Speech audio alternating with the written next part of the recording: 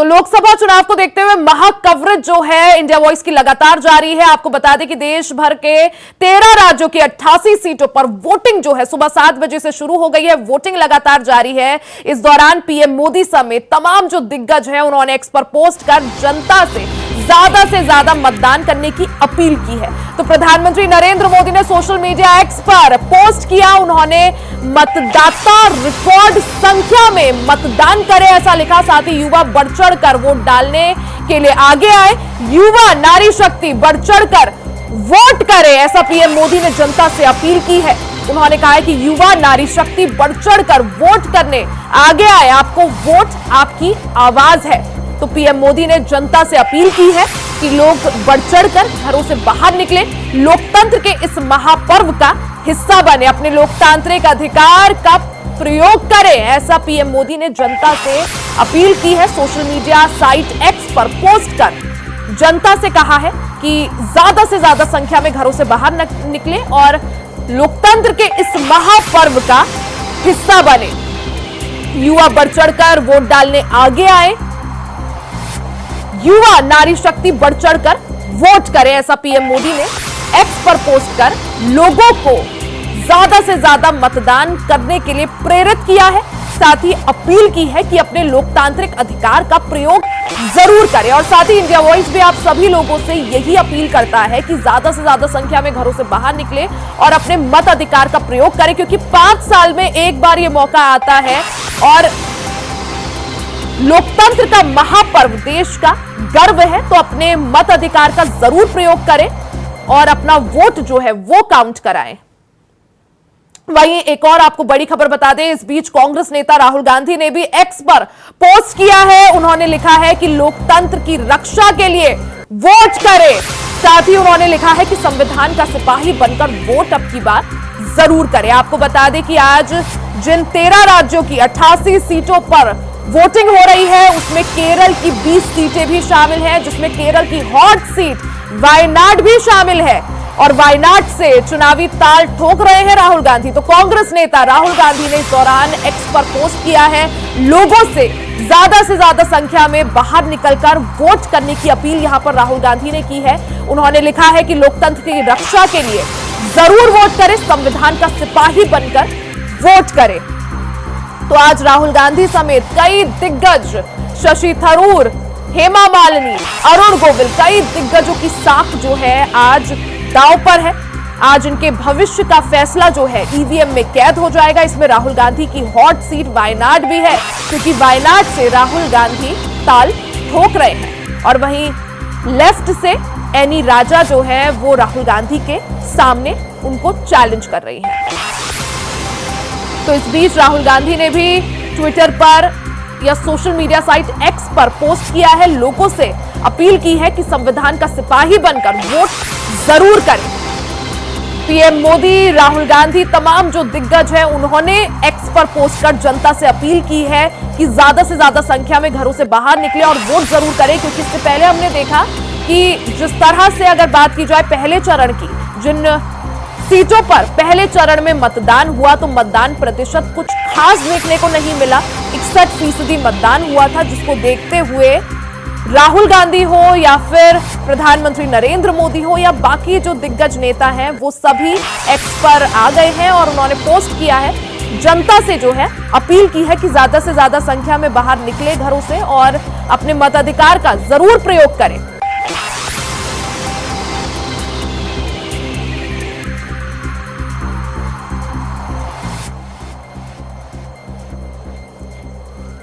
तो हमारे साथ फारूक चौधरी हमारे संवाददाता,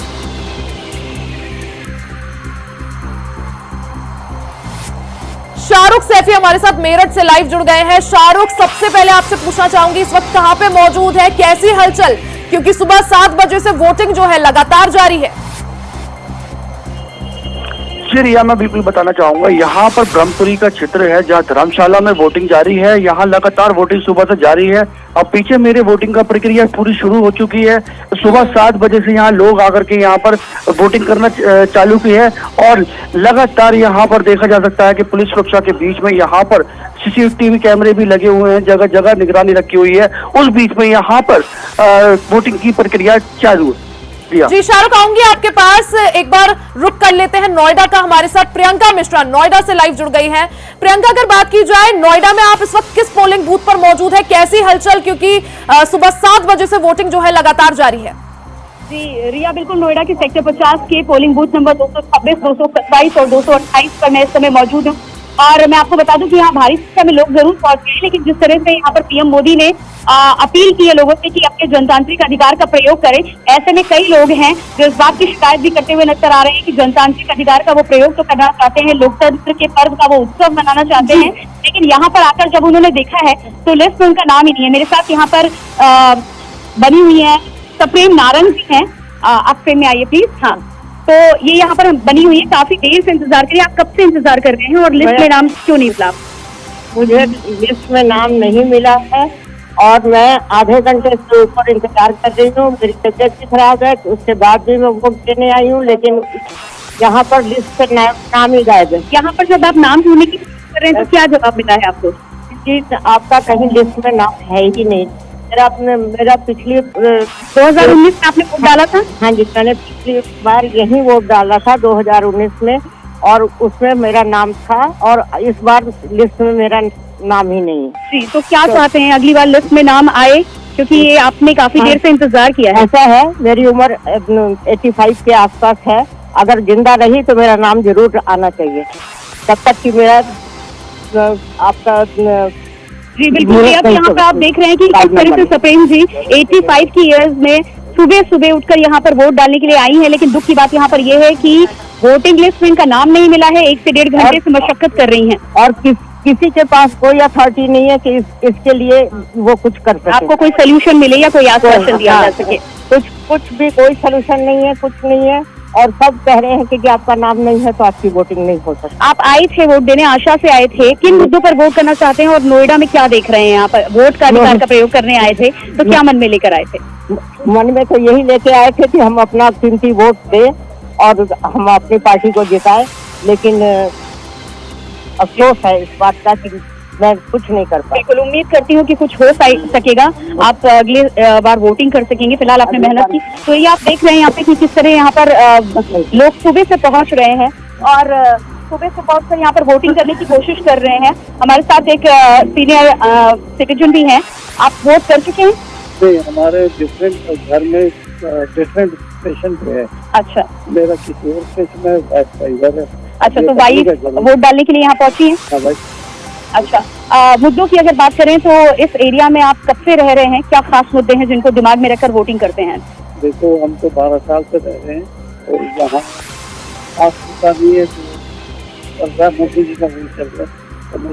बहुत बहुत धन्यवाद बातचीत करने के लिए। तो ये आप देख रहे हैं यहाँ पर कि उत्साह है, लोग पहुंच रहे हैं वोटिंग करने के लिए, लेकिन समस्याएं भी साथ साथ में है। वोटिंग लिस्ट में नाम कट जाता है और खासतौर से देखा जाता है रिया कि पिछली बार वोटिंग परसेंटेज में जो कभी वोटिंग करने, और जब ऐसी खबरें आती हैं कि किसी का जो मतदान सूची है उसमें नाम ना हो तो काफी निराशाजनक ये खबरें होती हैं। आपके पास आऊंगी प्रियंका, आप बने रहिएगा। एक बार शक्ति ठाकुर का रुख कर लेते हैं, हमारे साथ हापुड़ से जुड़े हुए हैं।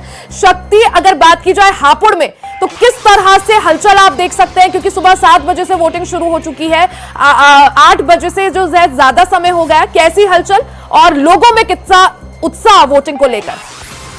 बिल्कुल, आपको बता दें जिस तरह लोकतंत्र के पर्व का दूसरे चरण का मतदान शुरू हो गया है और उत्तर प्रदेश की 8 लोकसभा सीटों पर ये चुनाव आज सुबह 7 बजे से शुरू हो चुका है। इसी क्रम में हम मेरठ हापुड़ लोकसभा सीट के हापुड़ विधानसभा पर खड़े हुए हैं और हापुड़ का ये एसएसवी डिग्री कॉलेज है जहाँ लोग सुबह से ही कतार में लगे हुए हैं और मतदान करने के लिए आ रहे हैं। आपको बता दें हापुड़ जनपद की 3 विधानसभाएं हैं और तीनों अलग अलग लोकसभा क्षेत्र का हिस्सा है। हापुड़ सदर विधानसभा मेरठ लोकसभा का हिस्सा है, धौलारा विधानसभा गाजियाबाद लोकसभा का हिस्सा है और गढ़ विधानसभा अमरोहा लोकसभा सीट का हिस्सा है।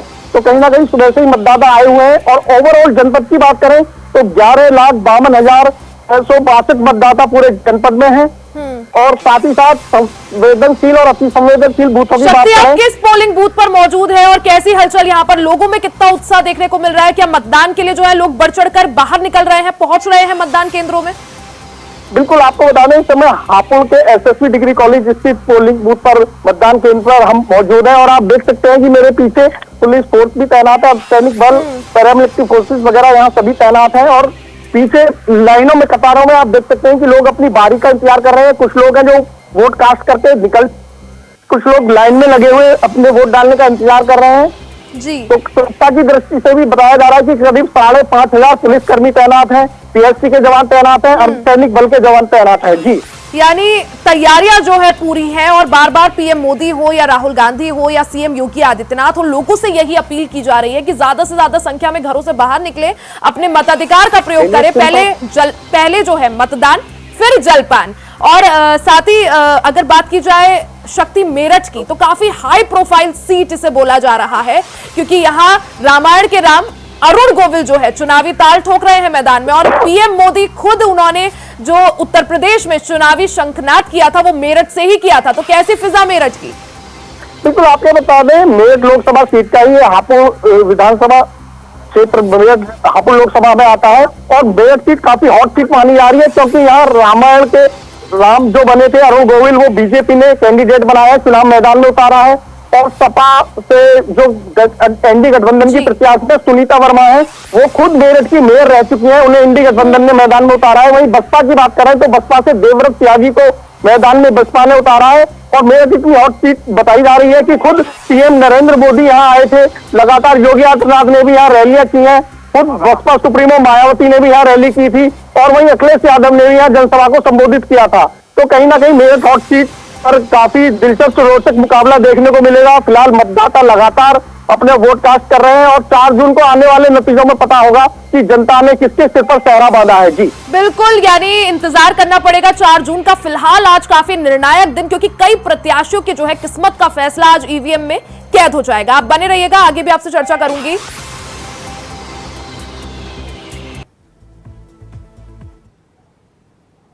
चलिए अब हम आपको बताते हैं कि आखिर दूसरे चरण में 13 राज्यों की कौन कौन से प्रमुख सीटें हैं जिन पर चुनाव होना है।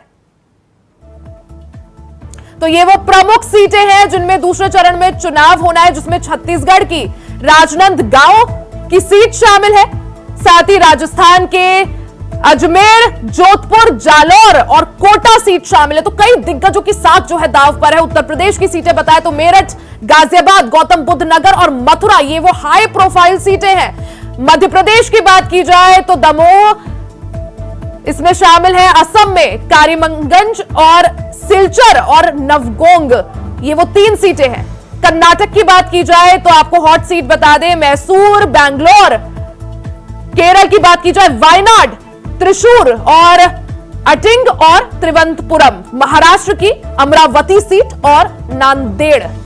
तो ये वो हॉट सीटें हैं। पश्चिम बंगाल की बात करें तो बालूरघाट और दार्जिलिंग, ये वो 2 सीटें हैं पश्चिम बंगाल की जो हॉट हैं। बिहार की बात करें तो किशनगंज, कटिहार, पूर्णिया और भागलपुर। छत्तीसगढ़ की हॉट सीट राजनांदगांव। तो आपको हमने हॉट सीटें बताई, किस राज्य में कौन कौन सी वो हॉट सीटें हैं। राजस्थान में अजमेर, जोधपुर, जालौर, कोटा वही सीट है जिससे स्पीकर ओम बिरला चुनावी मैदान में है। उत्तर प्रदेश की मेरठ, गाजियाबाद, गौतम बुद्ध नगर और मथुरा सीट।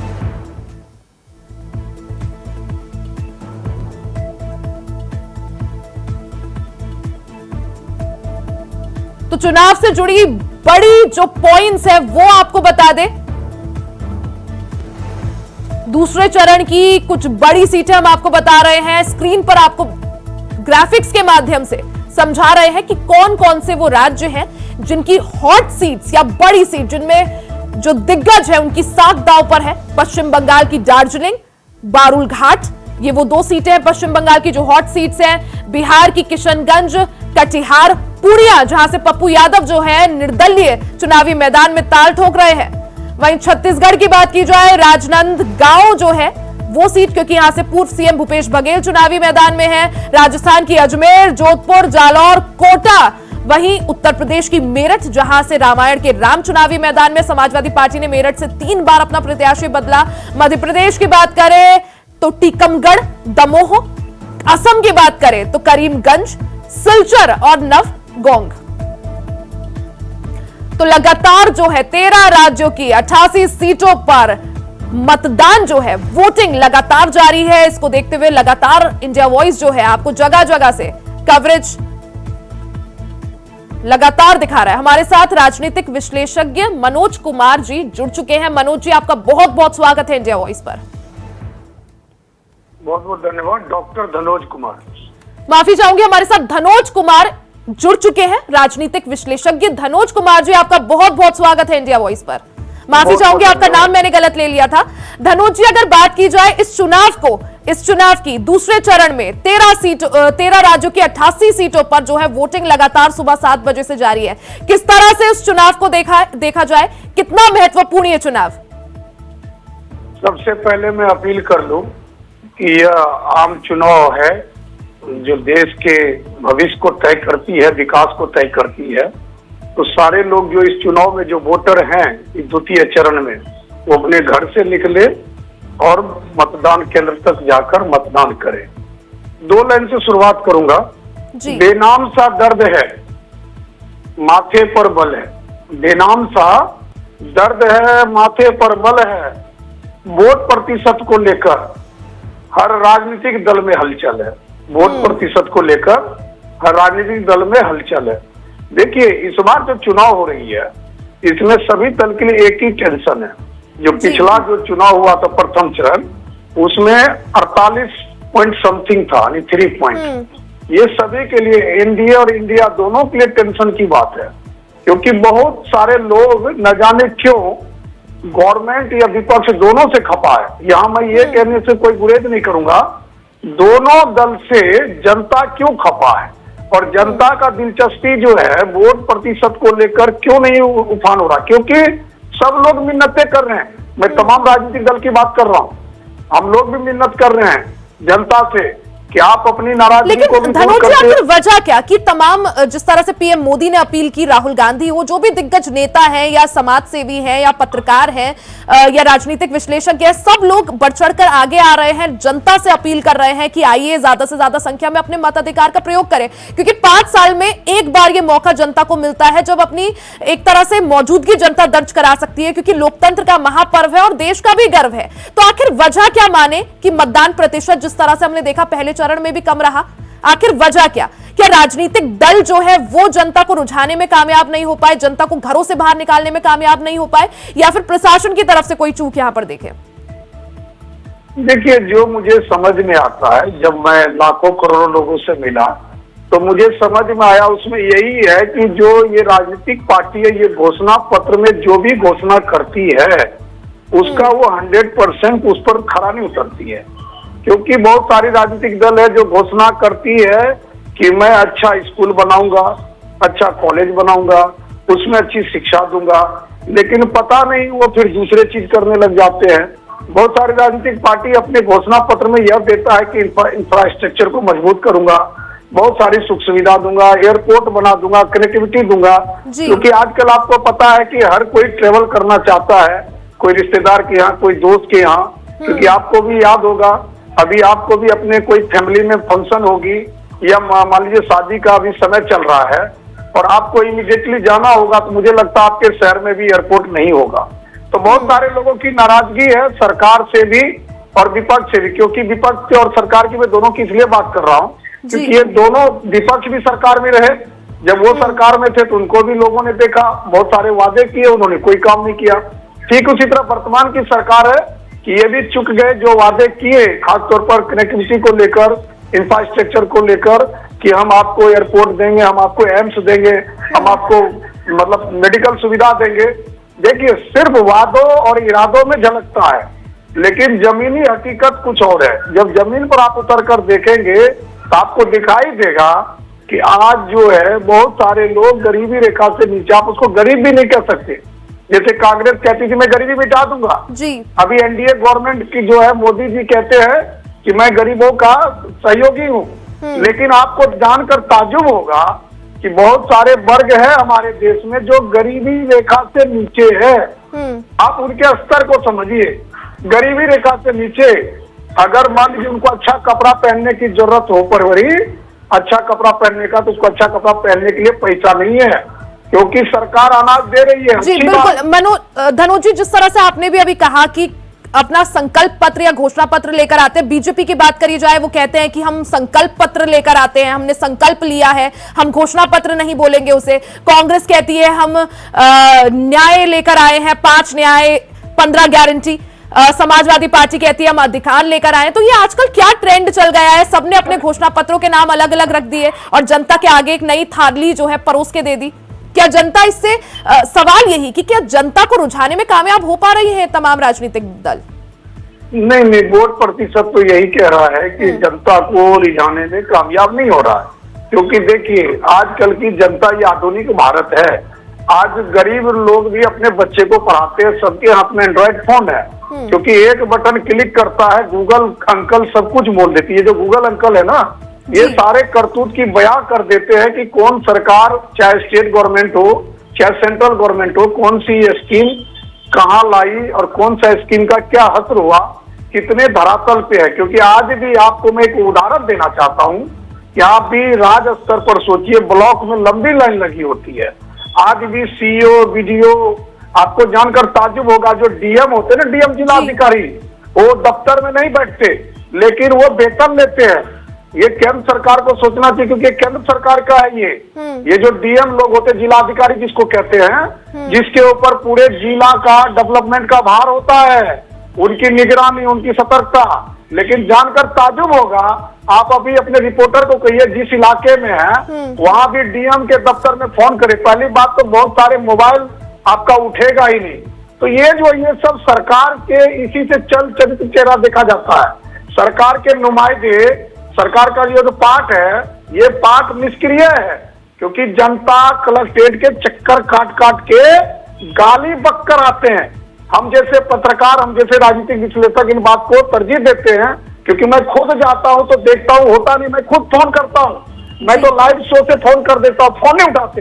तो बिल्कुल, यानी प्रशासन की तरफ से जो लापरवाह एक रवैया है वो देखने को मिलता है। लेकिन अगर जिस तरह से हम अभी मत प्रतिशत की बात कर रहे थे, मतदान प्रतिशत की, जो पहले चरण में रहा, क्योंकि 102 सीटों पर जो है वोटिंग हुई थी, क्या माना जाए, आप क्या समझ पा रहे हैं उससे धनोज जी? क्योंकि कहा जाता है कि मतदान प्रतिशत कम हो या अलग अलग तरह से जो है कयास लगाए जाते हैं। क्या समझा जाए जो कम मतदान प्रतिशत रहा पहले चरण में, किसके पक्ष में वो जा रहा है, किसके लिए वो खुशखबरी है या किसके लिए जो है एक तरह से देखा जाए तो टेंशन की बात है? देखिए, टेंशन दोनों के लिए है। मैं आपको पक्ष की तरफ से पहले बोलूंगा कि विपक्ष की तरफ से, आपको समझ में आ जाएगा। पक्ष वाले यह दलील देते हैं कि वोट प्रतिशत नहीं बढ़ा इसलिए कि मेरे काम को उन्होंने पसंद किया और उतने ही लोग वोट डाले जितने लोग पिछली बार डाले थे। लेकिन यहाँ भी सत्ताधारी जो है ना, आकलन करने में गलत हो जाती है, क्योंकि 5% कम हुआ है।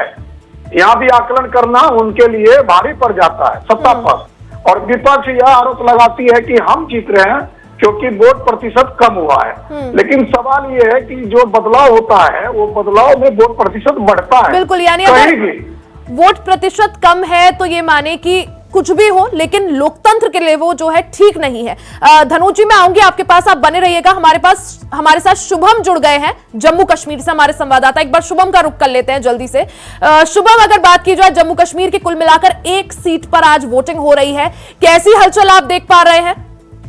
जी बिल्कुल रिया, आपको बताते चले तो लगभग सुबह 7 बजे से जो है वो पोलिंग स्टेशन पर जो है वो मतदान जो है अब अपना करने के लिए सभी लोग जो है वो पहुंच रहे हैं। और सबसे ज्यादा उत्साह जो है वो नए वोटर्स में देखने को मिल रहा है। ये आप मेरे पीछे देख सकते हैं कि सुबह से ही लगभग 7 बजे से यहाँ पर जो है वो लंबी लंबी कतारें लगना शुरू हो चुकी हैं और जो नए वोटर्स हैं उनमें काफी ज्यादा जो है वो उत्साह देखने को मिल रहा है। और आज जो दूसरे चरण में लोकसभा का मतदान हो रहा है और जम्मू रियासी जो सीट है उस पर जो है वो आज मतदान हो रहा है। जी रिया, बिल्कुल शुभम, और हम देख सकते हैं कितनी तादाद में जो है सुबह सुबह लोग पहुंचे हुए हैं। अगर पॉसिबल हो पाए तो हमें ये भी जानकारी दीजिए किस पोलिंग बूथ पर आप मौजूद है शुभम? जी बिल्कुल रिया, मैं आपको बताऊं तो मैं इस वक्त बिश्ना कंस्टिट्यूंसी के खैरी ए पंचायत में खड़ा हूं। यहाँ पर सुबह 7 बजे से लाइनें लगी हैं और मैं बार बार यही बात दोहरा रहा हूं कि नए वोटर्स जो हैं उनमें काफी ज्यादा उत्साह देखने को मिल रहा है कि अपने पहले वोट से काफी अच्छी बात भी है जम्मू कश्मीर के लिए कि जो युवा है वो इसमें रुचि ले रहे हैं। शुभम, अगर बात की जाए क्या मुद्दे अब की बात जम्मू कश्मीर के? देखिए रिया, सबसे पहले आपको बताऊं तो जम्मू रियासी सीट को लेकर एक तरफ रमन बल्ला साहब है, दूसरी तरफ जो है वो जुगल किशोर है जो दूसरी बार सांसद जो है वो रिपीट किए गए हैं। पर इस बार हम ये नहीं कह सकते कि एक तरफा मुकाबला है। इस बार टक्कर जो है वो बिल्कुल कांटे की है। और इस बार जो मुद्दे हैं जम्मू कश्मीर में, सबसे पहले तो एम्प्लॉयमेंट को लेकर और साथ ही साथ जम्मू कश्मीर को अभी तक जो राष्ट्रीय का दर्जा है वो अभी तक नहीं मिल पाया है, जिसको लेकर इस बार जो है वो टक्कर जरूर कांटे की है। जी रिया।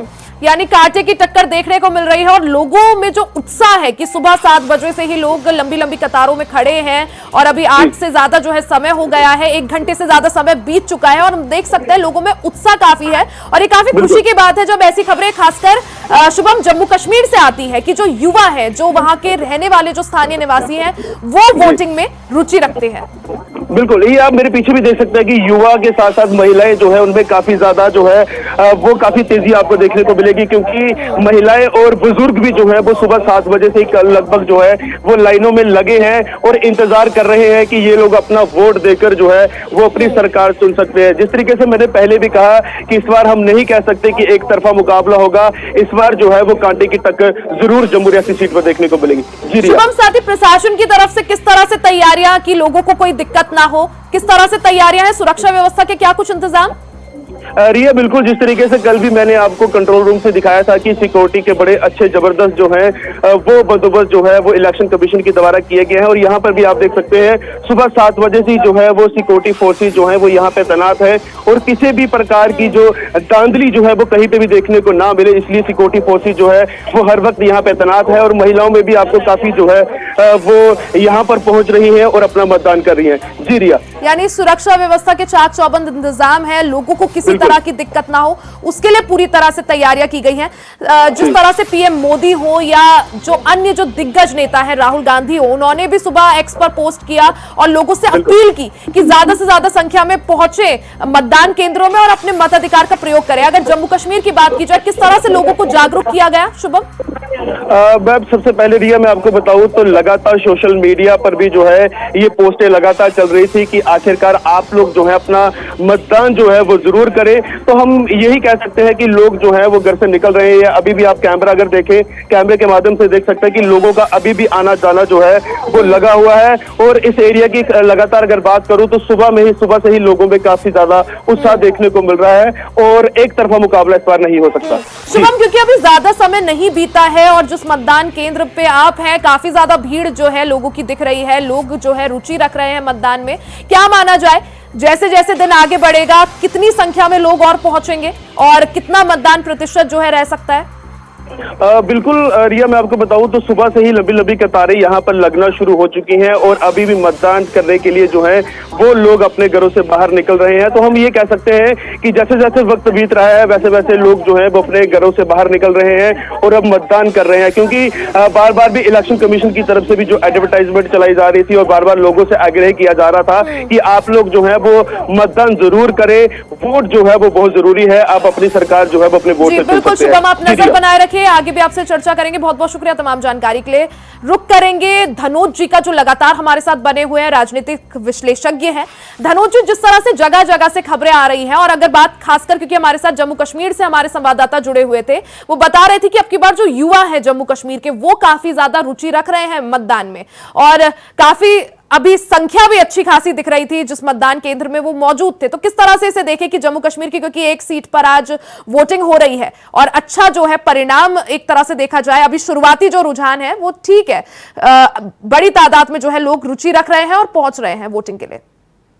देखिए, जम्मू बहुत सजग इलाका है, वहाँ के जो लोग हैं सुबह से ही वोटिंग में रहते हैं। मैं बरसों तक देखा वहाँ पर, क्योंकि मुझे भी सौभाग्य प्राप्त हुआ जम्मू से रिपोर्टिंग करने का। जी। वहाँ के लोग जो है बहुत सजगता से बहुत मतलब जगे हुए हैं। लेकिन एक सवाल जो मेरे जहन में कौंध रहा है वो ये जानते क्यों? आपने कहा ना राजनीतिक पार्टी, लेकिन चुनाव आयोग के रवैये से भी पोलिंग कम होता है, क्योंकि चुनाव आयोग जो प्रेस कॉन्फ्रेंस कर रहा था तो उस टाइम जो पत्रकार हम लोग होते हैं और उनके जो लंबे लंबे दावे होते हैं ना चुनाव आयोग की तरफ से कि हम आदर्श पोलिंग स्टेशन बनाएंगे, पीने का पानी होगा, टेंट लगेगा, अरे खर्चा तो बहुत दिखाता चुनाव आयोग की, इतना खर्चा हो चुका चुनाव करवाने में। लेकिन जब आप अरेंजमेंट की बात करते हैं रिया, तो वहां पर फीसदी होता। ठीक है धनोज जी, आपको रोक रही हूँ, एक बड़ी खबर दर्शकों को बता दें, चुनाव से जुड़ी है बड़ी खबर। गाजियाबाद साहिबाबाद में ईवीएम मशीन में खराबी की खबर है। बूथ संख्या 647 पर ईवीएम मशीन खराब हो गई है। बूथ संख्या 647 पर मतदान जो है वो थोड़ी देर के लिए प्रभावित हो गया है, देरी वहां देखने को मिल रही है। तो गाजियाबाद साहिबाबाद में ईवीएम मशीन जो है वो खराब हो गई है बूथ संख्या 647 पर ईवीएम मशीन में खराबी आई है, जिसकी वजह से मतदान जो है वहां पर रुक गया है और शुरू जो है नहीं हो पाया है। सीधे धनोज जी का रुख करेंगे। धनोज जी, जिस तरह से कई बार जो है ऐसी खबरें भी आती हैं, कई जगहों पर जो है ईवीएम मशीन खराब हो जाती है, जिसकी वजह से लोग जो है उन्हें परेशानी होती है, उन्हें इंतजार करना होता है और मतदान का जो समय है वो भी खराब होता है। वही तो मैं बता रहा था, ये जो ढुलमुल रवैया चुनाव आयोग का, ये जो इतने उसमें IAS अफसर होते हैं वो नजर नहीं आते, व्यवस्था को जांच करने नहीं आते। वो जिस बड़े ताव से प्रेस कॉन्फ्रेंस करते हैं, शेरो शायरी भी करते मेरी तरह, मतलब, लेकिन जब उनकी आप अरेंजमेंट देखेंगे ना तो वहां पर देखिए जनता इस गर्मी में देखिए। और ये तो पहला मामला है धनोज जी, शुरुआत हो चुकी है, अभी आगे पता नहीं पूरे दिन भर में कितने और ऐसे मामले सामने आए। मैं वही तो बता रहा आपको। अब ये जो है इसको बोलते हैं एस्टेब्लिश्ड, ये जो बूथ में मान लीजिए शुरू में ही ईवीएम खराब हो गए, तो इसके जो ऑप्शनल वर्क है कि एडवांस में जो ईवीएम होते वो सब कहाँ है। तो देखिए चुनाव आयोग का भी रवैया, मैं एज ए पत्रकार, एज ए विश्लेषक, मुझे कहते हुए कोई गुरेज नहीं है। आज जो ये वोट प्रतिशत पिछले चरण में कम हुए तो उससे भी वो नहीं जगे चुनाव आयोग, उनको जगना चाहिए। कम से कम आप पीने का पानी। धनोज जी, कई बार ऐसे मामले में सामने आते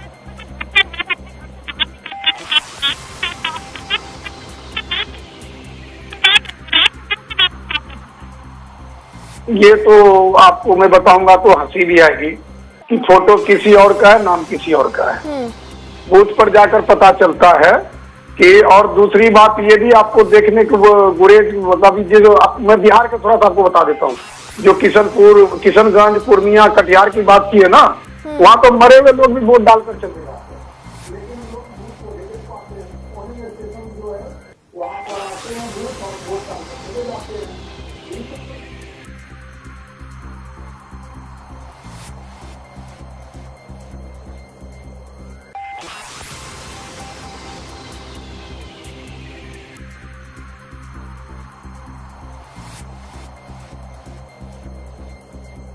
कम से कम IPS अफसर को बूथ के अंदर जाकर यह सुनिश्चित करना चाहिए कि उनको भी यह देखना चाहिए कि भैया ये जो पोलिंग हो रहा है वो 100% सही पोलिंग हो रहा है कि नहीं। धनोज जी, ऐसा ही मामला उत्तर प्रदेश से भी पिछली बार सामने आया था, जब पहले चरण के लिए वोटिंग हो रही थी, कि जब कुछ महिलाओं का बुर्का उठा के जो है चेक किया जा रहा था, लेकिन फिर कई सारे लोगों ने इसका विरोध भी किया।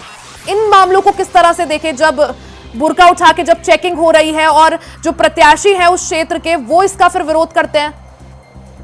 देखिए बात बुर्के की नहीं है, मैं किसी वोटिंग को मैं धर्म से जोड़कर नहीं देखता, क्योंकि all are equal by the law of India. हमारा जो संविधान है, कानून है, सबको बराबर का अधिकार दिया। सिर्फ बुर्का पहन के ही नहीं, मैंने क्या कहा, मरे हुए लोग वोट डालकर चले जाते हैं, तो वो मरे हुए में हिंदू मुस्लिम सब होते हैं। आपको मैं यह बता रहा हूँ ना इंडिया वॉइस के माध्यम से, अगर हमें अभी सुन रहे चुनाव आयोग या कोई भी सुन ही रहा होगा, देख ही रहा होगा, क्योंकि IT सब देखता है।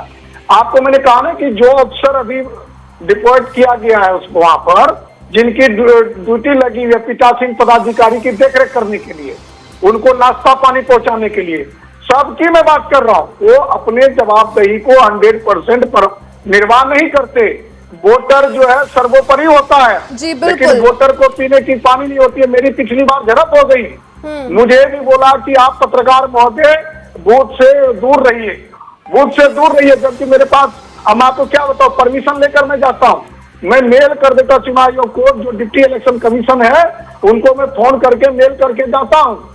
और नीचे वाले बिल्कुल, यानी चुनाव आयोग हो या फिर जिस तरह से सिस्टम की बात की जाए, तो कई सारे लूप होल्स यहाँ पर देखने को मिलते हैं, कई बोल सकते हैं कि लापरवाही की जो घटनाएं हैं वो देखने को मिलती है। धनोज जी, आऊंगी आपके पास। गाजियाबाद से हमारे साथ प्रवीण जुड़ चुके हैं। प्रवीण, गाजियाबाद के साहिबाबाद में ईवीएम मशीन खराब होने की खबर थी, बूथ संख्या 647 पर ईवीएम मशीन खराब हुई है, क्या जानकारी, क्या अपडेट इसको लेकर? जी रिया, आपको बता दें जिस तरीके से मतदान स्थल पर लोग पहुंच रहे हैं, तो ऐसे में मशीनें भी खराब होती दिखाई दे रही है। साहिबाबाद के बूथ संख्या 647 पे जो है वोटिंग ईवीएम मशीन खराब बताई जा रही है। उसमें जो लगातार अधिकारी को जब सूचना मिली तो निर्वाचन अधिकारी मौके पे पहुंचे और उस मशीन को ठीक कराने की बात करते हुए उसको आप ठीक कराते उस मशीन को बदला जा रहा है। इस दौरान जो देखने को मिल रहा है, जो मतदाताओं की जो कतार लगी थी वहां पर वोटिंग जो है रोक दी गई है। फिलहाल उनके द्वारा जो बताया जा रहा है कि उसको ईवीएम मशीन को बदलकर दूसरी मशीन लगाई जा रही है। जी जी जी रिया। प्रवीण, अभी तो शुरुआत ही हुई है मतदान की और पहले ही मशीन खराब हो गई, क्या देखा जाए? और साथ ही प्रवीण, कितना और समय लगेगा? जैसा आपने कहा कि मशीन बदली जा रही है, कितना और समय मान के चले? देखिए रिया, जरा दरअसल क्या है कि ये जो ईवीएम मशीन है, इलेक्ट्रॉनिक वोटिंग मशीन होते हैं, इसमें हर बार की तरह कोई ना कोई फॉल्ट आ जाता है, जिसको लेकर वहां से इंजीनियर है वो भी बैठे हुए उस मशीन को लगातार ठीक करने में लगे। लेकिन फिलहाल जो है उस मशीन ईवीएम मशीन को हटाकर दूसरी ईवीएम मशीन की व्यवस्था की जा रही है। और उसके बाद लगातार जो अगर बात की जाए तो वहां पर चुनाव अधिकारी को सूचना दी गई है, वहाँ मौके पर अधिकारी पहुंचे, वहां पर जो है अभी जो है जो लेट वोटिंग हो रही है और फिलहाल जो है वहां पर अधिकारियों का जमावड़ा भी लग गया है, ताकि लोगों को समझाया जा रहा है। लेकिन ऐसे में क्या होता है प्रवीण कि लोगों को जो है काफी ज्यादा परेशानी होती है, उनका समय भी खराब होता है, जो वोटिंग का समय है वो भी खराब होता है। क्या माना जाए, क्या वहां पर अधिकारियों का कहना है, कितनी देर में जो है मशीन को बदल दिया जाएगा और फिर से जो वोटिंग है वो शुरू हो पाएगी? अधिकारियों का साफ तौर पे ये कहना है कि ईवीएम मशीन जो है उसको ठीक करने के लिए इंजीनियर वहीं बैठे हैं और उनको इस मशीन को ठीक कर किया जा रहा है और दूसरी मशीन वहां लगा दी गई है। और ऐसे में अगर हम वोटरों की बात करें, साहिबाबाद पोलिंग बूथ पर 6 और 7 पे जो है लगातार सुबह 7 बजे से ही मतदाता अपने कतार में लगे हुए हैं। अभी 2 घंटे बाद ही अगर मशीन खराब हो जाती है, कहीं ना कहीं ये लापरवाही भी है और लोगों के लिए परेशानी भी बन रही है। लोगों को समझाया जा रहा है और अपनी बारी का वो इंतजार करते हुए दिखाई दे रहे हैं। वहीं प्रशासन भी इस बात पर मुस्तैद है कि किसी तरीके से यहाँ पर कोई राजनीति ना हो जाए। जिस तरीके से ईवीएम पर लगातार आरोप लगते हैं कि ईवीएम मशीन को हाईजैक किया जाता है, कि ये मशीन को हैक कर लेती है, इस तरीके की कोई राजनीतिक समीकरण ना बने, इसको देखते हुए वहाँ पुलिस भी चौकन्नी हो गई है और ईवीएम को ठीक करने के लिए चुनाव अधिकारी भी वहां पर लगे हुए हैं, मौके पे पहुंचे हैं। ठीक है प्रवीण, यानी कि कहा जा रहा है कि जल्द जो है मशीन जल्द से जल्द सही कर ली जाएगी, उसके बाद वोटिंग जो है फिर से शुरू हो जाएगी। आप नजर बनाए रखें। शुक्रिया तमाम जानकारी के लिए। वहीं प्रियंका मिश्रा का रुख करेंगे, वो हमारे साथ नोएडा से जुड़ गई है। प्रियंका, अगर बात की जाए अभी तो किस तरह से जनता में उत्साह मतदान को लेकर, कितनी तादाद में जो है लोग बाहर निकल रहे हैं? क्योंकि वोटिंग की बात करें तो सुबह 7 बजे से वोटिंग शुरू हो गई थी, अब लगभग जो है 2 घंटे का समय जो है वो बीत चुका है। जी बिल्कुल रिया, तो उत्साह यहाँ पर देखने को मिल रहा है। जैसे मैंने आपको पहले से बताया था कि बुजुर्ग लोग जल्दी निकल कर सामने आते हैं, लेकिन कुछ दिक्कतें भी हैं। वोटिंग लिस्ट में नाम नहीं मिल रहा है, सेंटर्स है तो वापस लौट कर जा रहे हैं। लेकिन ये सब लोग भी उनसे जानिए कि किन मुद्दों पर वोटिंग करने के लिए आए हैं और कितना उत्साह है। क्या आपका नाम? मेरा नाम प्रदीप। कर दिया आपने? किन मुद्दों पर आपने वोट किया है? Board is for the security, you know the country का नाम आगे हो रहा है, तो इस मुद्दे पर वोट।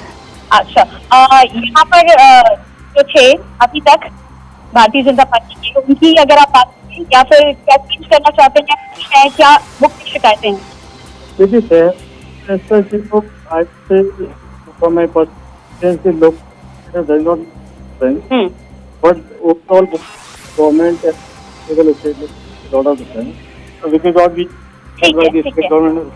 गवर्नमेंट। सर आपका नाम? अनिल साहनी। वोट कर दिया आपने? किन मुद्दों पर वोट किया है? विकास के मुद्दे पर किया है। विकास के मुद्दों पर किया है। अच्छा, संतुष्ट है? बिल्कुल संतुष्ट है, बहुत बढ़िया हो रही है। सर आप आइएगा प्लीज। नाम ढूंढ रहे हैं आप? नहीं, मैं कर रहा हूँ। अच्छा, वोटिंग होगी। ओके, वोटिंग आपने कर दिया अपना वोट?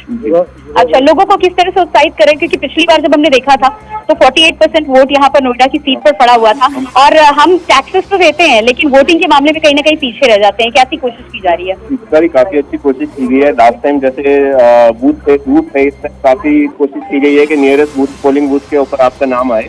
और पिछले 1 हफ्ते से हम अपने व्हाट्सएप ग्रुप और मेलिंग ग्रुप के ऊपर लोगों को उत्साहित कर रहे हैं कि आप आइए, आगे आके वोट करिए और इसका हमें परिणाम भी दिख रहा है कि लोग आ रहे हैं। क्या लग रहा है, वोटिंग परसेंटेज बढ़ेगा? मुझे लगता है बढ़ेगा। मैं अभी जिस बूथ पे था वहाँ पे 7 बजे की रमतिया स्टेट में कम से कम 700 आदमी खड़े थे, इस टाइम वहाँ 1500 आदमी की वोटिंग तो उम्मीद की जा रही। तो ये आप देख रहे हैं, इस बार उम्मीद जरूर कर रहे हैं। हालांकि हमेशा से ये माना जाता है कि नोएडा टैक्सेस बहुत देता है उत्तर प्रदेश सरकार को, लेकिन वोटिंग के मामले में पिछले बार 48% वोट पड़े थे। तो इससे उम्मीद की जा रही है, अभी समय है, शुरुआत हुई है। शुरुआत हालांकि चामगिया सेंटर पर बेहतर दिखाई दी है। जी रिया। बिल्कुल प्रियंका, हमने पहले चरण में भी देखा जब उत्तर प्रदेश की बाकी जो है 8 सीटों पर वोटिंग हुई तो मतदान प्रतिशत जो है वो उतना ज्यादा देखने को नहीं मिला और उसकी वजह गर्मी को भी माना गया, कई सारी वजहें मानी गई। लेकिन अब की अगर बात करें दूसरे चरण के लिए 8 सीटों पर मतदान जो है लगातार जारी है प्रियंका, और प्रशासन की तरफ से बात की जाए तो क्या कुछ जो है विशेष अभियान चलाए गए ताकि ज्यादा से ज्यादा संख्या में लोग जो है घरों से बाहर निकले और वोटिंग करें? देखिए रिया, गर्मी तो है और गर्मी के कारण ही मुझे ऐसा लग रहा है कि सुबह लोग निकले हैं वोटिंग करने के लिए, लेकिन उसके बावजूद भी अगर आप देखें तो कुछ टेक्निकल खामियां हैं जो अभी भी रह जाती हैं। जैसे सेंटर्स के बारे में लोगों को पता नहीं होता है। सेंटर्स के लिए तमाम हेल्प करने के लिए यहाँ पर लोग रहते हैं, लेकिन उसके बावजूद भी लोग पहुंचते तो उन्हें बोला जाता है कि आपका वोट दूसरे सेंटर पर है, तो उन्हें दूर जाना पड़ता है। कई बार वो सेंटर 1-2 किलोमीटर दूर भी होती है। इन्फॉर्मेशन की कमी है। कई लोग ऐसे हैं जिनका वोटर लिस्ट से नाम कट गया, उन्हें इस बात की जानकारी नहीं है कि नाम क्यों कट गया है। यहाँ जब पहुंचते हैं तब उन्हें लगता है कि परिवार के 3 लोगों का नाम तो शामिल है, लेकिन चौथे का नाम नहीं है। तो ऐसे में कहीं ना कहीं हतोत्साहित भी नजर आते हैं लोग। ये शिकायत भी करते हुए नजर आए कि हमसे अपील की जा रही है कि आप अपना योगदान करें, लेकिन जब वोटिंग लिस्ट में नाम नहीं होगा तो किस तरह से हम अपना योगदान दे सकते हैं। तो ये कई टेक्निकल प्रॉब्लम है जिन्हें दूर करने की आवश्यकता है। बिल्कुल बिल्कुल प्रियंका, आप नजर बना के रखें, आएंगे आपके पास। सीधे धनोज जी का रुख करेंगे जो राजनीतिक विश्लेषज्ञ हैं और हमारे साथ लगातार कार्यक्रम का हिस्सा बने हुए हैं। धनोज जी, जिस तरह से आप अपनी बात कर रहे थे, पहले बात पूरी कर लीजिए। जैसा आप कह रहे थे कि कई ज्यादा जो है सिस्टम में लूप होल्स है, चुनाव आयोग की तरफ से तमाम तरह के दावे किए जाते हैं, लेकिन वो दावे धरातल पर जो है नजर नहीं आते। धनोज जी। रिया, प्रियंका मिश्रा से आपको पूछना चाहिए था कि इनको वहां पर पीने को पानी मिला क्या। इनसे पूछते तो आपको पता चलता। दूसरी बात, रिटर्निंग ऑफिसर मिला क्या, ऑब्जर्वर मिला क्या, ये सब ऑब्जर्वर भी तय किया है, रिटर्निंग ऑफिसर भी है, लेकिन है कहाँ? Where is returning officer, where is observer? खोजा जाता है। देखिए, चुनाव आयोग बोलता हमने इतना रुपया खर्च किया और इतना रुपया जब्त किया। मैं तो कहता हूँ आपके माध्यम से, इंडिया वाइज के माध्यम से, जो रुपया आप जब्त करते हो उसको भी आप अरेंजमेंट में इन्वेस्ट कर दो। क्या दिक्कत है? क्योंकि ये देश की जनता है जो सरकार बनाती है, इनके वोट से ही सरकार बनती। जनता, प्रजातंत्र में जनता सर्वोपरि होती है और वही जनता अभी लाइन लगकर आप देखिए, प्रियंका के पीछे भी देखिए, जो वो कम से कम 40-50 साल से ऊपर की होंगी हमारी बहनें, उनको वहां पर इस गर्मी से निजात दिलाने के लिए कोई टेंट का व्यवस्था नहीं है, कोई ऐसी व्यवस्था नहीं की गई है। एम्बेसडर बनाकर करोड़ रुपया दे देते हैं, यानी हर जगह लूट है। क्योंकि एक एम्बेसडर नियुक्त करते हैं तो आपको चुनाव आयोग यह इन्फॉर्म देता है कि हमने इतना रुपया इनको दिया, लेकिन जब वोटर की बात आती है, वोटर को सहूलियत देने की बात आती है, वोटर को जब सुरक्षा देने की बात आती है, तो वहाँ कुछ नहीं। यातायात का व्यवस्था है, चुनाव आयोग अपनी तरफ से यातायात का भी व्यवस्था कर सकते हैं, क्योंकि वो सिर्फ प्रेस कॉन्फ्रेंस में बोलते हैं और वो अपने कागजों में दिखाते हैं कि हम इन मद में खर्चा किए, लेकिन जब उसका मद और सोर्स खोजिएगा तो धरातल पर नहीं मिलेगा। इसलिए सिर्फ नेता को ब्लेम करना मैं कभी उतना खासियत नहीं समझता। चुनाव धनोज जी, अगर बात की जाए इन चुनावों में मुद्दों की, तो आखिर मुद्दे क्या है? क्या राष्ट्रीय मुद्दे हावी हैं या स्थानीय मुद्दे हावी हैं, या फिर जिस तरह से पीएम मोदी ने मंगलसूत्र की बात कही या मुसलमानों की बात करी, या राहुल गांधी जिस तरह से कह रहे हैं कि जातिगत जनगणना कराएंगे, क्या माने कि अब की बार इस चुनाव में कौन से मुद्दे किस पर ज्यादा भारी है और जनता क्या चाहती है? देखिए, प्रधानमंत्री जो मंगलसूत्र से जोड़ के बोला, वो राजस्थान में भाषण दिया। राजस्थान में एक घटना घटी थी, गर्दन को काट दिया गया था, तो उसका मंगलसूत्र लूट लिया ना। उसकी वाइफ की मंगलसूत्र जो वहां पर थी, मैं नाम लेना नहीं चाहता हूँ मरहूम का, उनकी पत्नी का मंगलसूत्र लूट लिया गया ना। उस प्रधानमंत्री के भाषण के संदर्भ होते हैं कि कौन जगह पर कैसी बात कही गई, क्योंकि ये लोग अपने जो स्ट्रेटेजी है उसको तैयार करते हैं कि राजस्थान में किस तरह से जो मतलब ऐसे लोग, एक वर्ग के लोग पीछे से पकड़ के गला काट दिया, एक महिला का मंगलसूत्र लूट लिया, बर्बाद कर दिया, तो वो भी सही है।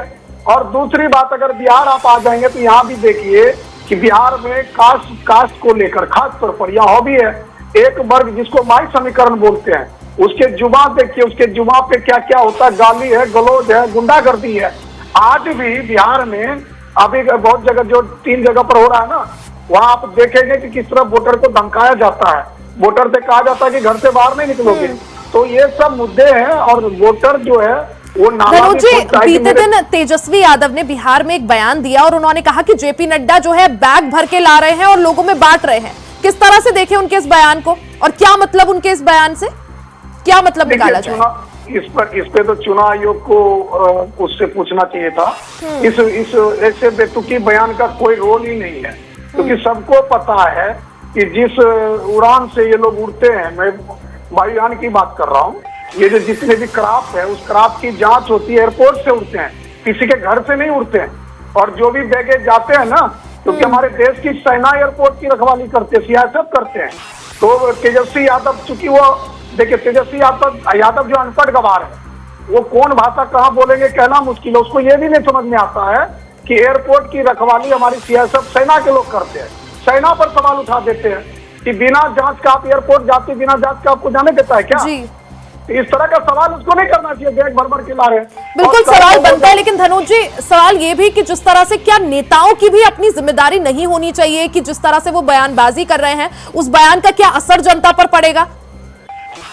देखिए, जितने भी बयान देते हैं ना, वो अपने वर्गों को रुझाने के लिए देते हैं। जैसे अभी आपने देखा होगा इस मतलब नवरात्रे था, चैती नवरात्रे, और उसमें उन्होंने वीडियो पोस्ट किया जी, मछली जी, का। जी, जी। अब सुनिए, ये क्या है? ये पूरे मुसलमानों को मैसेज दे रहा है, क्योंकि ताल ठोक के बोलता है कि मुसलमानों का मैं हमदर्द हूँ। उसको तो यहाँ कहते हैं, उसको तो मुल्ला ही बोला जाता है यहाँ पर। जैसे मुलायम सिंह को कहते थे मुल्ला मुलायम सिंह, और उसी तरह लालू यादव को बोलते हैं कि मुल्ला लालू यादव। ये लोग जो है, जो एक वर्ग के वोट लेने के लिए लेकिन जिस तरह से चुनाव आयोग बार बार प्रेस कॉन्फ्रेंस जब करी थी, तब भी यही कहा गया था कि अब की बार वोट जाति और धर्म के आधार पर ना करे। उसके बाद भी आखिर क्यों जो राजनेता है वो जाति और धर्म को एक मुद्दा बनाते हैं और उसी को फ्रेम करते हैं और चाहते हैं कि वोटिंग की जो दिशा है वो उसी रूप में जो है बदल जाए? क्योंकि अगर बात की जाए पहले चरण के लिए जब मतदान हुआ काफी ठंडा रहा, लेकिन पीएम मोदी ने जब से मंगलसूत्र वाला बयान दिया या जिस तरह से मछली और मुस्लिम ये जो राजनीति आई, अखिलेश यादव मुख्तार अंसारी के घर पहुंचते हैं, किस तरह से इस बार के जो चुनाव है उसे देखा जाए धनोज जी? देखिए, ये आपका सवाल बहुत जायज है, क्योंकि कुछ मुद्दे ऐसे होते हैं। आप यह देखिए कि एक अपराधी मर जाता है, क्या वो अपराधी पूर्व में सांसद रहा हो या पूर्व में, क्योंकि कोर्ट ने उसको अपराधी, और कई सारे ऐसे बयान भी सामने आए थे धनोज जी। अगर असदुद्दीन ओवैसी की बात करूं तो उन्होंने कहा था श्रद्धांजलि जो है मैं मुख्तार अंसारी को देता हूं, वो शहीद हुए हैं देश के लिए। तो क्या ऐसी बयानबाजी ठीक है राजनेताओं की तरफ से, जब आप एक सांसद है, एक क्षेत्र जो है आप संभालते हैं? देखिए, यही तो दुर्भाग्य है। ओवैसी जो है अपने आप को बहुत काबिल समझता है, वो यह नहीं देखता, वो अपने आप को बैरिस्टर कहता है, लेकिन उनको यह भी नहीं पता कि बैरिस्टर होने के नाते कोर्ट ने तय किया और एक मुजरिम को वो कैसे शहीद का दर्जा देगा, क्योंकि उसका प्रेम है मुस्लिम प्रेम। उनके पार्टी का भी नाम है कि सिर्फ मुसलमानों का भला करेंगे। सवाल यह नहीं है, सवाल है कि यह आपको दिखाई देगा चुनाव में। ये लोग बोलते हैं मोदी जीत गए, अरे आप ऐसे ऐसी भाषा का यूज करते हो तो मोदी नहीं जीतेगा तो तुम जीतोगे। अगर मान लीजिए 80 करोड़ अगर इस देश में हिंदू है, मैं डायरेक्ट बोलता हूँ, और आप एक गुंडे मवाली जो कि जिसको कोर्ट ने कहा, जिसने प्रताड़ित किया लोगों को, जमीन लूट लिया, गोली मार दिया, बम मार दिया, ऐसे मुजरिम को, ऐसे अपराधी को टिकट देते हो, सांसद बनाते हो, फिर वो जेल जाता है तो उसके घर जाकर आंसू बहाते हो, अपना भी भ्राता प्रेम दिखाते हो मुस्लिम भाई। तो आप यह भी देखो कि भैया वो जो लुटेरे थे, ऐसे लोगों के घर पर जाने से परहेज करो, और नहीं परहेज करोगे तो आपको खूब भुगतना पड़ेगा। और कई सारे, खास बात यह धनोज जी, कई सारे अब की बार भी ऐसे प्रत्याशी हैं जिन पर कई मुकदमे जो है चल रहे हैं। देखिए, उस मैटर में तो मैं आपको ज्यादा नहीं बोलूंगा, क्योंकि हम में सभी नंगे, क्योंकि एडीआर रिपोर्ट आप देखिएगा तो जो पक्ष विपक्ष के कैंडिडेट के ऊपर संगीन जुर्म है, उनको विचाराधीन है बहुत सारे। इस मामले में मैं किसी को क्लीन चिट नहीं दे सकता, क्योंकि मैं एक चीज बार बार कहता हूँ, आपके भी चैनल से कई बार बोला मैं, क्योंकि मैं बहुत सारे डिबेट करता हूँ, बोला कि ये जो है 543 अच्छे आदमी लोग को नहीं मिलते हैं 140 करोड़ की आबादी में, जहाँ पर इतने अच्छे डॉक्टर, इंजीनियर, वैज्ञानिक, इतने अच्छे बिजनेसमैन, ये सबको टिकट नहीं देते ये लोग। टिकट देते हैं जो कि चलो समाज में जिनका डर हो, जिनका एक भयावह चेहरा हो, ऐसे लोग को टिकट दे देते हैं। इस मैटर में किसी को क्लीन चिट नहीं दे सकता, क्योंकि ये लोग खोज कर लाते हैं कि किसके खड़ा होने से मुखिया डर जाए, सरपंच डर जाए। जी बिल्कुल धनु जी, जिस तरह से हम नेताओं के बयानों की बात कर रहे थे और खासकर जिस तरह से पीएम मोदी ने राजस्थान में मंगलसूत्र और मुसलमानों वाला बयान दिया, उसके बाद पूरी तरह से हम बोल सकते हैं कि राजनीति की जो दिशा है या इन चुनावों की जो दिशा है वो बिल्कुल अलग हो गई अब की बार। कि आपको मालूम होगा, इतिहास हम लोग इतिहास भी पढ़ते हैं, पढ़ाते भी हैं, वहाँ आपको पता कि जो राजस्थान है वो धरा है, वहाँ जो है ना वीरांगनाओं का धरा है कि किस तरह वहाँ मतलब जो आक्रांता जो है किस तरह से वहाँ की महिलाओं को प्रताड़ित किया, तो वहां से बिल्कुल जो धनोज जी, है वोटिंग जो है लगातार जारी है। इस दौरान आपसे एक फाइनल कमेंट चाहूंगी सर। फाइनल कमेंट यही है कि मैं फिर से कहूंगा लोगों को कि सब बात को भूलकर देश की उन्नति तरक्की के लिए वोट देने घर से बाहर निकले। जो भी शिकायत है नेता के प्रति उनको आप बाद में फैसला कर लें, लेकिन अभी फिलहाल आप लोग जाकर, क्योंकि इस देश की राजनीति को पूरा विश्व देख रहे, क्योंकि भारत विश्व का सबसे बड़ा लोकतंत्र है और सबकी निगाह, पूरे विश्व की मीडिया की निगाह इसी देश पर अभी टिकी हुई है। तो भारतीयों को मैं अपील करना चाहता हूँ, खास कमेंट नहीं करूंगा, मैं अपील करूंगा कि आप लोग सारी बात को बुलाकर मतदान में 100% हिस्सा ले और आप लोग जाकर बूथों पर मतदान करें। बिल्कुल, इंडिया वॉइस भी लोगों से यही अपील करेगा कि ज्यादा से ज्यादा संख्या में घरों से बाहर निकले और अपने मताधिकार का प्रयोग करें। धनोज जी, बहुत बहुत शुक्रिया आपका कार्यक्रम का हिस्सा बनने के लिए और समय निकालने के लिए। तो कवरेज जो है लगातार जारी है। देश के 12 राज्यों की जो है 88 सीटों पर लगातार जो है वोटिंग जारी है। ब्रेक के उस पार आपसे मिलेंगे, फिलहाल यहाँ रुकेंगे एक छोटे से ब्रेक के लिए।